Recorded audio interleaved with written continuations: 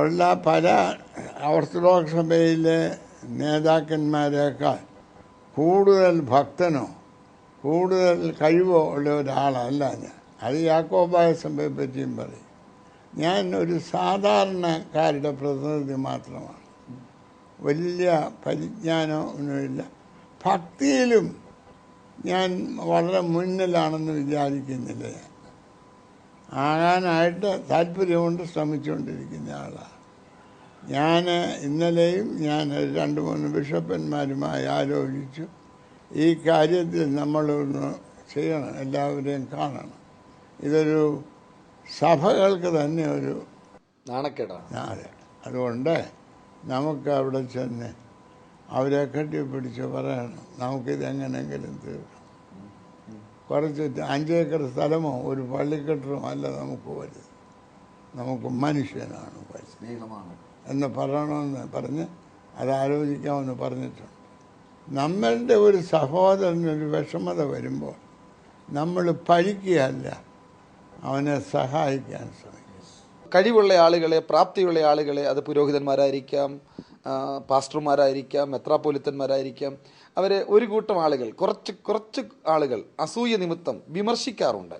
അങ്ങനെയുള്ള വിമർശന കുബുദ്ധികളെ കുറിച്ച് തിരുമേനിയുടെ അഭിപ്രായം എന്തോ? അതെ, വിമർശനം നല്ല, അവർ വിശ്വസിക്കുന്ന കാര്യം ഞാനൊരു അഹങ്കാരിയാണ് എന്ന് പാസ്റ്റർക്ക് തോന്നുന്ന സംസാരം, അത് പറയുന്നത് തെറ്റാണ്. അത് പറയേണ്ട രീതിയിൽ പറയണം. കർത്താവ് പറഞ്ഞിട്ടുണ്ട്, തന്നെ പറയണം, ആദ്യം പറയണം, പിന്നെ സ്നേഹിതന്മാരെ കൂട്ടി പറയണം. എനിക്കിപ്പോൾ ഒരു ക്യാൻസർ രോഗമുണ്ട്, ഡോക്ടർ നോക്കുക, തിരുമേനിയല്ലേ നമുക്ക് പറയണ്ട എന്ന് പറയണം. ചിലർക്ക് ഇഞ്ചി ഭക്ഷം, ചിലർക്ക് കൊഞ്ചു ഭക്ഷം എന്ന് നമ്മൾ പറയും. അതുകൊണ്ട് ഓരോരുത്തർക്കും ഓരോ എംഫസിസ് ഉണ്ട്. ചിലർക്ക് പ്രാർത്ഥിക്കുന്നതാണ് കൂടുതൽ, ചിലർക്ക് പ്രസംഗിക്കുന്നതാണ്, ചിലർക്ക് രോഗികളെ ശുശ്രൂഷിക്കുന്നതാണ്. ഇതെല്ലാം കൂടെ ചേരുമ്പോഴേ നമ്മൾ സത്യക്രിസ്ത്യാനികളാകുകയുള്ളൂ. അതുകൊണ്ട് ഇതാണ് അതിലും കൂടുതൽ എന്ന് പറയുന്നത് എന്നോട് എനിക്ക് അനുഭവമില്ലായിരിക്കും. നിനക്കുള്ളവർ ഈ മദർ തെരേസയുടെ ഇവിടെ കേരളത്തിലുള്ള ഒരു അമ്മ സിസ്റ്റർ പറഞ്ഞു, നിങ്ങൾ ഈ സാധുക്കളെ സഹായിക്കുക, സാധുക്കളാകാതിരിക്കാനായിട്ട് പ്രവർത്തിക്കുന്നില്ല. സാധുക്കളായവർക്ക് ഭക്ഷണം കൊടുക്കുന്നു, ചികിത്സ കൊടുക്കുന്നു അവരും. എന്നാൽ അവൻ സാധുവാകാതിരിക്കാൻ തക്കവണ്ണം വ്യവസ്ഥിതി മറിച്ചിടാൻ ശ്രമിക്കുന്നില്ല, പുതിയ വ്യവസ്ഥ ഉണ്ടാക്കാൻ. അത് ശരിയല്ല. അതായത് രോഗിയെ ചികിത്സിക്കുക മാത്രമല്ല, രോഗം വരാത്ത ഒരു വ്യവസ്ഥിതി ഉണ്ടാക്കേണ്ട ആവശ്യമാണ് എന്ന് പറയും.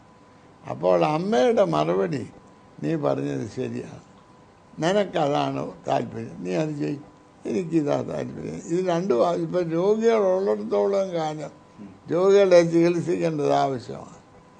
അത് ഞാൻ ഏറ്റെടുത്തിരിക്കുന്നു. നീ ഈ രോഗം ഉണ്ടാകാതിരിക്കാനുള്ള കാര്യമാണ് നിനക്ക് ചെയ്യും, ഞാൻ അതിൻ്റെ അകത്ത് പഠിക്കുകയില്ല. തിരുമേനി പ്രസംഗിക്കുമ്പോഴും സംസാരിക്കുമ്പോഴും ഒക്കെ ആളുകൾ പൊട്ടിച്ചിരിക്കാറുണ്ട്. തിരുമേനിക്ക് അങ്ങനെ ഒന്ന് ആത്മാർത്ഥമായിട്ട് ചിരിക്കാൻ കഴിയുന്നുണ്ടോ? അതോ തിരുമേനിയുടെ ഉള്ളത്തിൽ വലിയ വിഷമവും സങ്കടവും ഒക്കെ ഉണ്ടോ?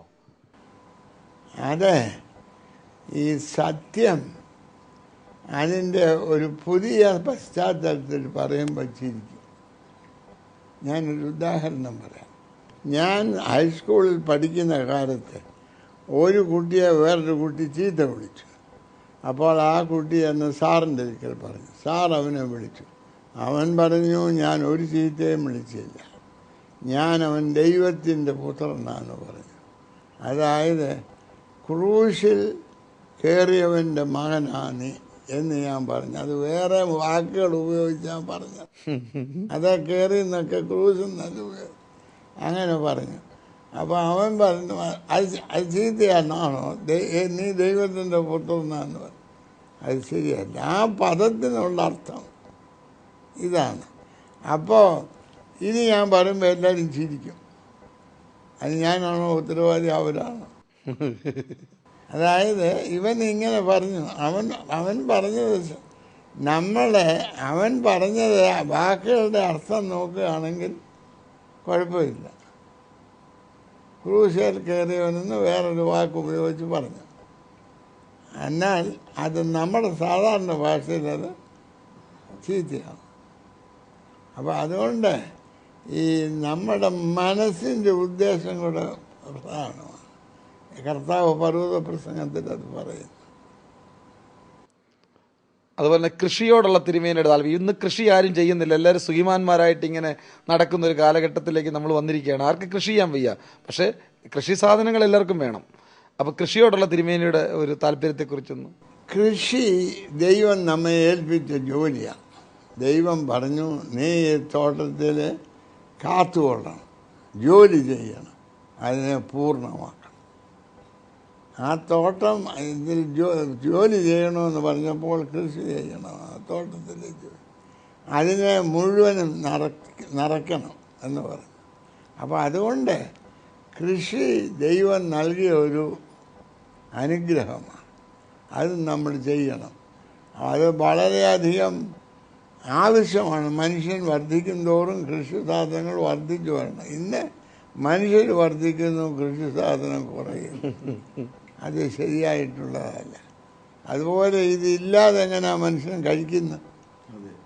അതുകൊണ്ട് നമ്മളത് ചെയ്യണം.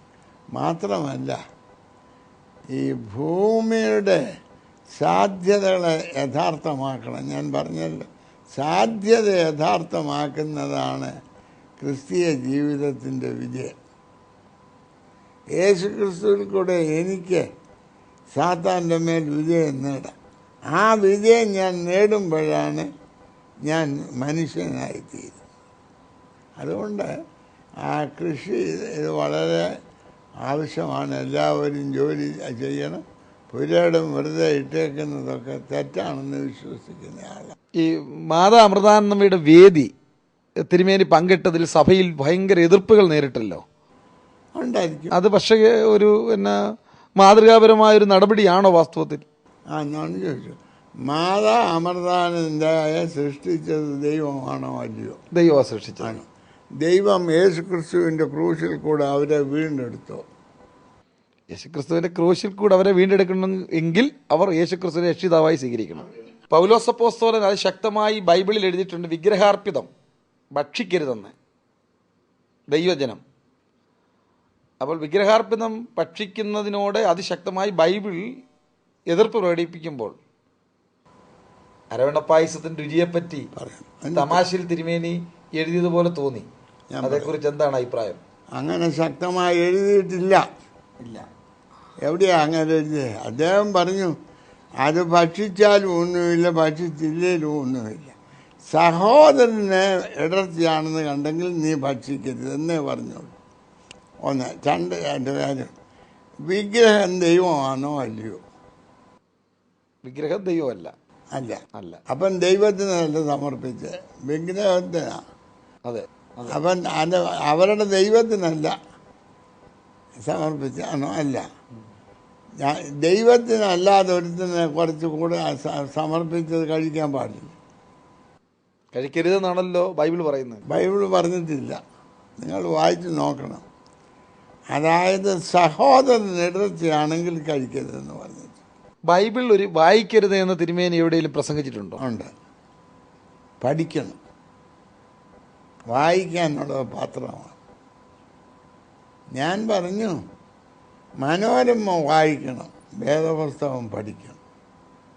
നമ്മളിപ്പോൾ വേദപുസ്തകം വായിക്കും, മനോരമ പഠിക്കും. വേദപുസ്തകം പഠിക്കാനും ധ്യാനിക്കാനും ഉള്ളതാണ്. അല്ല ചുമ്മാ വായിച്ചിങ്ങനെ കളയാൻ. ആദ്യം നമ്മളോട് സംസാരിക്കണം. തിരുമേനി പ്രേക്ഷിത രംഗത്തേക്ക് വരാനുണ്ടായ സാഹചര്യം എന്താണ്? എൻ്റെ അപ്പച്ചനൊരു അച്ഛനായി, സുവിശേഷ സംഘത്തിൻ്റെ സെക്രട്ടറിയായി. ഞാൻ BA പാസ്സായി കഴിഞ്ഞപ്പോൾ ഞങ്ങളുടെ സുവിശേഷ വേലസ്ഥലം വടക്കേ കർണാടക എന്ന് പറയുന്നത് പോകാൻ ആളിൽ, ഞങ്ങൾക്ക് ശമ്പളം കൊടുക്കാൻ പണമില്ല. ഞങ്ങൾ പറഞ്ഞു, ആ സഭ പറഞ്ഞു, അവിടെ പോകണം, പക്ഷേ നിങ്ങൾക്കൊരു മാസം ഇത്ര രൂപ വെച്ചൊന്നും തരാൻ ഇല്ല. അപ്പോൾ അങ്ങനെ മനസ്സുള്ളവർ വരണം. ഞങ്ങളുടെ ഒരു അച്ഛനും കുടുംബവും പോകാൻ വെച്ച്. അപ്പോൾ ആ അച്ഛൻ ചോദിച്ചു, നീ വരുന്നു? ഞാൻ പറഞ്ഞു, ഞാൻ വരും. അതായത് അവിടെ സഭയുടെ ഒരു വലിയ ആവശ്യം ഞാൻ ചാലഞ്ച് വെച്ച്. ഞാൻ തിയോളജി പഠിക്കാൻ പോയി. അപ്പോൾ അവിടെ അവർക്ക് കുർബാന ഒരു അച്ഛന്. അപ്പോൾ എന്നോട് പറഞ്ഞ് ഞാൻ ഉപദേശിയായിട്ടാണ് തുടങ്ങി, അല്ലാതെ ഇത് മറ്റേതല്ല. അപ്പോൾ അവർ പറഞ്ഞു ശരി ഞാൻ അച്ഛനാകുകയാണെങ്കിൽ അപ്പോൾ അവർക്ക് എനിക്ക് പഠിക്കുന്നതിന് വെച്ചൊരു സഹായമാകും, അവർക്ക് കുർബാന നടക്കും, അവർക്കൊരച്ഛന് ശമ്പളം കൊടുക്കാനും മാത്രം കഴിവില്ല. അപ്പോൾ അത് വീണ്ടും അവരുടെ ഒരാവശ്യം.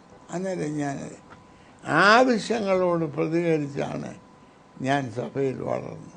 പെന്തക്കോസ് സഭ മാർത്തോമാ സഭയ്ക്കൊരു ഭീഷണിയാണോ? ഭീഷണിയല്ല, എനിക്കല്ല. അല്ല, കാരണം ഇവിടുത്തേതിനേക്കാൾ അവിടെ നല്ലതാണെന്നുണ്ടെങ്കിൽ അവർ പോകണമെന്ന് എൻ്റെ അഭിപ്രായം. നമ്പറിൽ എനിക്കില്ല. എക്യുമെനിസം ത്തെക്കുറിച്ച് ധാരാളം ആളുകൾ സംസാരിക്കാറുണ്ട്. ഒത്തിരി നാളുകളായിട്ട് സഭയുടെ മെത്രാന്മാരും സഭാ നേതാക്കന്മാരും എക്യുമെനിസത്തിന് വേണ്ടി, സഭകളുടെ ഐക്യത്തിന് വേണ്ടി ഒരുപാട് പരിശ്രമങ്ങൾ നടത്തുന്നുണ്ട്. പക്ഷേ എന്തെങ്കിലും തരത്തിലൊരു മുന്നേറ്റം സൃഷ്ടിക്കാൻ സാധിക്കുന്നുണ്ടോ? തിരുമേനിക്ക് അതിന് പുതിയ പദ്ധതികളുണ്ടോ? ഇപ്പം സ്വീകരിക്കുന്നുണ്ട് അങ്ങോട്ടും ഇങ്ങോട്ടും. എനിക്കുള്ളത് എല്ലാം ഒരുപോലെ ആകരുത്. ആകുകയാണെങ്കിൽ നല്ലതാണ്. അല്ല, എല്ലാം വ്യത്യാസങ്ങൾ വേണം. അതായത് ഇപ്പോൾ നിങ്ങൾ വിചാരിക്കുക പെന്തിക്കോസ്തിലെ സ്ത്രീകളെ എല്ലാം കണ്ട ഒരുപോലെയാണ്. യോഗം കഴിഞ്ഞ് ആരെ വിളിച്ചുകൊണ്ട് പോകും ഭാര്യയായിട്ട് കുഴയും. അതുകൊണ്ട് വ്യത്യസ്തത എന്ന് പറയുന്നത് ദൈവം ഒരേ രീതിയിൽ രണ്ടുപേരെ ഇച്ചിട്ടില്ല. ഈവൻ ഈ ഐഡൻറ്റിക്കൽ ട്വിൻസ് എന്ന് പറയുന്നവർക്കും സ്വല്പ വ്യത്യാസമാണ്, ഇല്ലേ? ഉണ്ട്. അതുകൊണ്ട് അത് നല്ലതാണ്. ചിലർക്ക് പാട്ട് ഇഷ്ടം, ചിലർക്ക് പ്രാർത്ഥന ഇഷ്ടം, ചിലർക്ക് പ്രസംഗം കേൾക്കുന്നത് ഇഷ്ടം. അതൊക്കെ വന്നിട്ട് അതെല്ലാം വേണം. എന്നാൽ പാട്ടുകാരൻ പ്രസംഗത്തെ പഠിക്കരുത്. നീ പഠിക്കും, അത് പ്രസംഗിക്കുക അല്ല വേണ്ടിയ പാടുക വേണ്ടിയെന്ന് പറയരുത്. പ്രസംഗക്കാരൻ പഠിക്കരുത്. നിങ്ങളെല്ലാവരെയും സ്വീകരിക്കും. തിരക്കേറിയ ആത്മീക ശുശ്രൂഷകളുടെ നടുവിൽ ഞങ്ങൾക്ക് അനുവദിച്ച അഭിമുഖത്തിന് പ്രത്യേകം നന്ദി. ദൈവം തിരുമേനിയെ ധാരാളമായിട്ട് അനുഗ്രഹിക്കുമാറാകട്ടെ. ആയുസ്സും ആരോഗ്യവും കൂടുതൽ നൽകട്ടെ.